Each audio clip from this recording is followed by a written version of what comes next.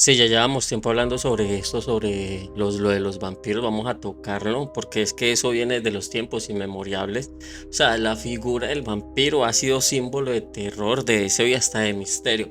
Pero lo que muchos no saben es que este mito, pues, ancestral, podría esconder una realidad más oculta, ¿sí? De civilizaciones que veneraron a entes sedientos de vida y códices desaparecidos que alertaban sobre estos depredadores del alma. Y hay testimonios que la ciencia ha evitado también responder. Ahora bien, ¿y si los vampiros no fueran ficción? ¿Y si caminan junto a nosotros como bajo nombres diferentes desde el inicio del mismo tiempo de la humanidad? Entonces vamos a responder eso porque es muy inquietante y me lo preguntaron también esta semana. Estuvieron hablando sobre eso porque hubieron unos casos hace poco, recientes. Entonces me dio por tocarlo hoy. Listo, entonces vamos con eso. Vamos a hablar primero sobre el origen más antiguo, o sea, muchísimo más allá de lo que ustedes conocen como Drácula, porque pues la figura del vampiro es tan antigua como la escritura misma. Sí, esto antes de Transilvania, antes del conde Drácula, encontramos la civilización sumeria, ya hemos hablado de ella. Sí, ya hemos hablado muchísimo de ella, y eso que es la más antigua documentada, porque los relatos de entidades femeninas que volaban de noche y drenaban sangre y energía vital. Una de ellas era Lilitud, pues hoy la precursora como de Lilith, que aparece pues en la Biblia. Y aparece también en la tradición hebrea como la primera mujer rebelde que abandonó a Adán y se convirtió en la madre de todos los demonios. Y su alimento principal, ¿cuál era? La sangre de los niños no bautizados. Y en la mitología babilónica, estos eran considerados partes del mundo real y debían ser apaciguados mediante amuletos, conjuros o ofrendas, perdón. No se dice o ofrendas, sino u ofrendas. Me gusta hacer las cosas bien. U ofrendas rituales. En el texto hay un texto que se llama, creo que es el Lamashtu. Eso se escribió como en el 1200 antes de Cristo. Ahí se describe como que estos entes volaban de noche para alimentarse. Hay un libro que es el libro de los muertos, pues es egipcio, y el concepto del alma. Allí tocan el concepto del alma como el Ka, y se presenta como algo que puede ser robado. Algunos papiros hablaban de entidades que se filtraban en los sueños para succionar la energía vital, y no estoy hablando de Freddy Krueger, aunque yo creo que también de allí puede venir esa película. En los Vetala, eso es una cultura india, ¿sí? En la India védica, pues para los que no conocen, aparecen los antiguos textos sánscritos como espíritus que habitan en cadáveres y que poseen conocimiento oculto. Estos seres son prácticamente indistinguibles, o sea, de los vampiros modernos, porque aparecen en la obra también Baital Pachisi, un ciclo de cuentos hindúes que datan como del siglo XI o XII, la verdad no recuerdo muy bien. Incluso, sí, incluso en la antigua Grecia se hablaba de la empusa. Creo que lo estoy diciendo bien, sí. La empusa era un demonio femenino que cambiaba de forma y se alimentaba de sangre. Ahora bien, ¿coincidencia cultural o una presencia global de un mismo ente manifestado con distintos nombres? Sí, mira, hay un dato documentado como en 1720 o 1725. Pueden buscarlo. Sí, eso fue en Kisilovac, algo así se llamaba eso. Eso era Serbia. Sí, eso era Serbia, antes pues eso era austriaco. El ejército imperial reportó un caso donde una mujer exhumada presentaba signos de sangre fresca en la boca. O sea, la piel estaba intacta y crecimiento de uñas tras días de fallecida. Este fue uno de los primeros informes oficiales europeos sobre vampirismo clínico. Ahora voy a hablarles de alguien que se llamaba Vlad Tepes. ¿Era un mito o era un reptil sanguinario? Para los que no conocen, Vlad Tepes o Vlad III, pues también era conocido como Vlad el Emperador, ¿sí? Fue un príncipe bélaco, ¿sí? Eso fue como en el siglo XIV, XV, no recuerdo. entre esos siglos, que defendió ferozmente su territorio de los otomanos, y la crueldad de este señor era legendaria, y se dice que paló a más de 20.000 personas. Pero lo que pocos no cuentan allí es que sus enemigos lo describían como alguien que gozaba viendo la sangre fluir, pero mucho más allá de esa sed de venganza. Algunos textos esotéricos que yo pude leer lo conectan con la orden secreta llamada los Draconis Sanguinem, o sea, la sangre del dragón. Una sociedad que, pues según una obra que se llama el Codex Draconis, ¿sí?, conservados pues en fragmentos en Viena, pueden también buscarlo. Eh, ¿Cómo se llama? Draconis Sanguinem, y el otro es el Codex Draconis, ¿sí? Eso está conservado en Viena. Ahí se dice que buscaba la inmortalidad, o sea, Vlad Tepe buscaba la inmortalidad durante el consumo ritual de sangre.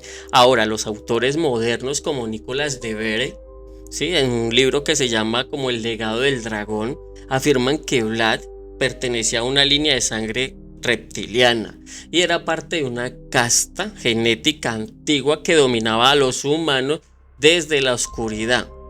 Hay una carta real, sí, hay una carta histórica real, sí, se puede buscar, sí, vea, una misiva del monje franciscano Broderick Varmitic, algo así, o sí, Broderick Varnetí, yo no recuerdo bien los apellidos, soy hasta re malo, y enviada al Papa Pío II en 1460, 70, bueno, sobre esos años. Y ahí dice textualmente que así, o sea, literal: vi a Vlad con mis propios ojos mientras cenaba entre cadáveres empalados. Sus labios estaban teñidos de rojo sangre, no por el vino, sino por la sangre de un enemigo que aún palpitaba. Ahora, ¿estamos hablando de un líder sanguinario o ante un ser que participa de rituales vampíricos ancestrales? Sí, mira, hay unos documentos, para hablar pues más de los documentos, hay documentos prohibidos del Vaticano. El Vaticano guarda algunos de los secretos más oscuros de la humanidad, incluso creo que casi que todos. Uno de ellos sería el llamado Codex Sanguinis, una colección de textos datados entre los siglos XII o XV, más o menos, que no está disponible al público, y filtraciones sugieren que se describe o sea, ahí describen cómo identificar y neutralizar y enfrentar a entidades no humanas que se alimentan del alma. Una de las páginas describe a seres de rostro pálido, mirada hipnótica y aversión al sol, o sea, que no les gusta el sol para nada, y que no pueden ser eliminados por medios físicos porque son carcasas prestadas de entidades extradimensionales. Hay un escritor, él es un sacerdote, que se llama Malachi Martín, algo así, quien tuvo acceso a esos archivos secretos del Vaticano y afirmó entrevistas antes de morir, o sea, él afirmó en esas entrevistas antes de morir que hay cosas que no pueden, o sea, que no podemos ni debemos liberar al público, entre ellas la existencia de seres que consumen el espíritu humano como alimento, y algunas están infiltradas en la jerarquía misma de la iglesia. Eso lo dice este sacerdote, o un ex sacerdote. Él afirma eso, que estas entidades están infiltradas incluso en los altos mandos del gobierno, incluso también en las altas esferas del Vaticano. Además, en esos archivos medievales del Vaticano aparece una anotación de un inquisidor llamado Tomás, el Tomás de Vercelli. Eso fue en el año 1200, 1300, ¿sí? Él decía que estos no son brujas ni hombres que caminan entre nosotros sin alma, o sea, su presencia es como que enfría el aire, y tras su paso, los niños se enferman y los animales se inquietan. No mueren con estaca, sino con exorcismo prolongado y ayuno del espíritu. Ahora, ¿acaso los antiguos sabían algo que hoy la ciencia se niega a reconocer?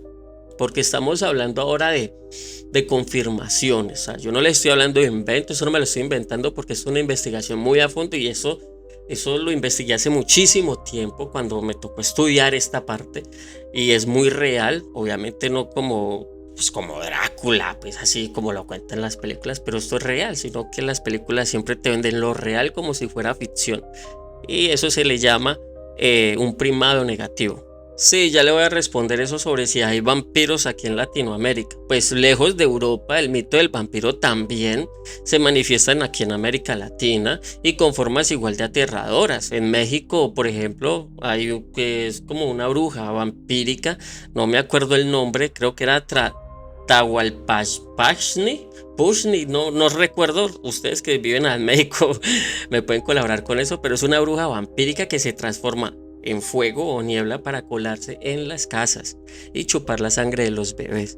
Se dice que esta entidad se hereda por línea de sangre y no puede evitar matar una vez al mes. Sí, imagínense más yo cosas de México de lo que ustedes, pero sí, en México hay una bruja vampírica, lo pueden buscar. Y hay, también en Perú hay una que se llama el Pichtaco, algo así, creo que es. Habla de un hombre blanco que roba grasa y sangre de los campesinos. En algunos pueblos se asegura que esta figura está relacionada con rituales secretos de élites que buscan la juventud eterna. En Perú, sí, Pichtaco. Eso sí, sí conozco bien que es Pichtaco. Sí, aquí en Colombia donde yo habito, sí, pues específicamente como en la zona de Santander o el Putumayo. Sí, aquí hay colombianos. Sí, espérate, sí, eso es en el Santander y el Putumayo. Pues yo he tenido pues como conocimiento sobre estos datos acá en Colombia, Santander y en el Putumayo. Y hay algunos campesinos, pues eso obviamente acá en las noticias no sale, pues porque usted sabe cómo saca Colombia. Pero bueno, pero si en el Santander y en el Putumayo hay unos campesinos que reportan encuentros con seres pálidos, silenciosos y movimientos antinaturales. Algunos ganaderos también afirman haber encontrado animales completamente drenados, sin una gota de sangre y sin heridas visibles. Ahora, hay un testimonio directo. Esto es un testimonio directo de lo que yo les voy a contar, porque sí lo es. Hay un señor que se llama Don Abelardo, él es del Huila. Él recuerda o una vez dijo, sí, una vez dijo, pues no me lo dijo, no puedo decir eso, pero sí una vez dijo que en una noche había un silbido como raro y que luego o sea, como un zumbido, como si algo pasara volando sobre el techo y que al día siguiente la vaca de este hombre estaba muerta, pero parecía intacta. O sea, cuando la abrieron, ¿sí? No tenía una sola gota de sangre, ni los sopilotes la querían, imagínense pues. Ahora, eso es un caso, o sea, don Abelardo, eso es un caso que sucedió en el Huila. Estos casos se repiten con patrones similares en zonas rurales como Bolivia, Ecuador y en Guatemala también. No creo que sea solamente superstición, porque no lo es, o estamos ante una forma moderna de vampirismo no reconocido oficialmente. Ahora vamos a hablar de los casos más modernos porque en el siglo XXI la figura del vampiro no ha desaparecido. Eso solamente ha evolucionado. En Londres, en el 20, sí, creo que fue en el 2002, varios indigentes, sí, indigentes, entonces ¿cómo los llamo? No les voy a decir locos como ustedes están diciendo acá, no, indigentes. Bueno, personas de escasos recursos que su hábitat está en la calle. Llamémoslos así. Sí. No, sí, bueno, sí, indigente, ya lo dije. Fueron hallados con marcas de una punción. O sea, como si fuera una ponzoña, pues les había picado en el cuello y niveles anormalmente bajos de sangre. La policía descartó violencia y atribuyó los casos a consumo de drogas, pero los registros forenses indican ausencia de heridas externas compatibles con agujas o armas. Ahora bien, en Serbia, en el 2011, el alcalde de un pueblo que se llama Sarojosje, algo así, Sarojosje, algo así. Él emitió una alerta oficial de un vampiro tras el colapso de un viejo molino vinculado en el mítico Sava Savanovic. Se instó a la población a colocar ajos en las puertas y crucifijos. ¿Tradición o prevención? Sí, hay unos foros ocultistas actuales. Se habla de comunidades secretas que practican el vampirismo energético, técnicas para absorber energía vital de otros mediante tacto. Eso es muy real. ¿Sí? Y respiración sincronizada o sexo ritual. Un testimonio reciente sobre eso, ya se los iba a contar, es de una mujer de Brasil que en un video con más de 2 millones de vistas cuenta que estaba con la pareja y al besarlo sentía que la secaba, o sea, como si algo la succionara desde adentro y que se sentía mareada y desvanecida. Y al día siguiente tenía unos moretones extraños en el cuello y no recordaba nada de lo que había pasado. Eso es una mujer brasileña y ella lo contó en un video que está rodando por YouTube. Ahora bien, ¿puede alguien robar nuestra energía sin tocar nuestra sangre? Sí, es muy real, no les voy a enseñar cómo. Eso será para otro programa. Mientras tampoco les voy a enseñar porque no se permite, pero hay muchos rituales que hablan sobre esto. Es que ya iba a eso, o sea, los vampiros energéticos, eso es como la nueva era moderna de la depredación, ¿sí? El término vampiro energético ha cobrado fuerza ahorita en este mundo espiritual y lo gnóstico. No hablemos de colmillos ni de sangre, sino de personas o entidades que se alimentan de la frecuencia vital de los demás. Yo ya les he hablado mucho de esto, sobre el robo de la energía, que la tienen que cuidar como un verdadero tesoro, y es que te roban la alegría, tu fe, tu entusiasmo y te dejan drenado totalmente. Hay autores como Carlos Castañeda que hablaban de entidades conocidas como, o sea, si conocías como los voladores, seres que se alimentan del brillo de la conciencia humana. En la enseñanza gnóstica, ya lo habíamos hablado, se describen como los arcones o los arcontes, ya hemos hablado, son parásitos, sí, archones, pues, parásitos que manipulan la mente y las emociones para extraer energía densa. Ahora, ¿y si el vampiro moderno no es visible, pero está en tu pareja, en tu jefe o en usted mismo? ¿Qué pasa cuando consumimos la luz de otro sin saberlo? Entonces tienen que hacerse esas preguntas. Si su pareja es un vampiro energético, porque es que las hay. No voy a hablar de mis exparejas, porque no estoy diciendo que sean unas vampiras energéticas. ¡Ay, malditas vampiras! Pero... oh, perdón. Es que se me sale la recocha. Además tengo derecho a 3 estupideces al día. Esta es la primera. No, mire, ya va la conclusión, ya para terminar, porque tenemos que hablar de un poco de cosas, porque ese era el tema, porque estuve enfermo, sí, pero ya, de la recocha, ya recoché mucho.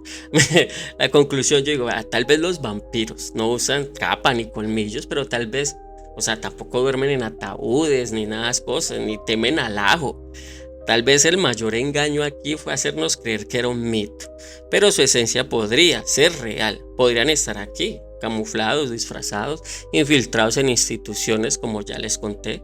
Hay muchos relatos sobre esto que ya están infiltrados entre nosotros, en instituciones, también en relaciones e incluso en nuestros pensamientos. Ahora, ¿y si no chupan sangre, sino nuestra fe, nuestra energía, nuestro aliento espiritual? ¿Usted está seguro de no haber conocido ya a uno? Entonces yo los invito a que protejan su alma, empiecen a vibrar alto, protejan su energía, cuídenla mucho y recuerden, la sangre no siempre es roja, a veces es tu luz la que quieren drenar.